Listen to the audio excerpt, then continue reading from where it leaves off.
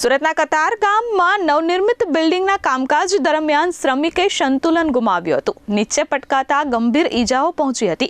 જો કે સારવાર માટે ખસેડાતા ફરજ પરના તબીબોએ તેને મૃત જાહેર કર્યો હતો. સુરતના કતારગામ વિસ્તારમાં બાંધકામ સાઇટ પર દુર્ઘટના બની છે. એક શ્રમિક સેફટી વગર કામ કરી રહ્યો હોવાથી તે સંતુલન ગુમાવતા નીચે પટકાયો હતો. ઊંચાઈ પરથી નીચે પટકાતા તેને માથા અને શરીરના ભાગો પર ગંભીર ઈજાઓ પહોંચી હતી, જેથી તેને તાત્કાલિક જ હોસ્પિટલ ખસેડવામાં આવ્યો હતો, પરંતુ સારવાર દરમિયાન તેનું મોત થયું છે. ઘટનાની જાણ થતાં પોલીસ સ્થળ પર પહોંચી હતી.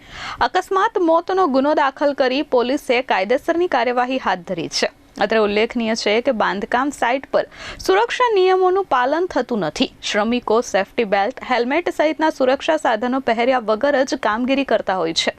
અગાઉ પણ ઘણી વખત શ્રમિકોના ભોગ લેવાયા છે, પરંતુ બેદરકારીના કારણે વખત અકસ્માત સર્જાય છે અને ભોગ નિર્દોષોનો લેવાય છે. Bureau report S24 news, Surat.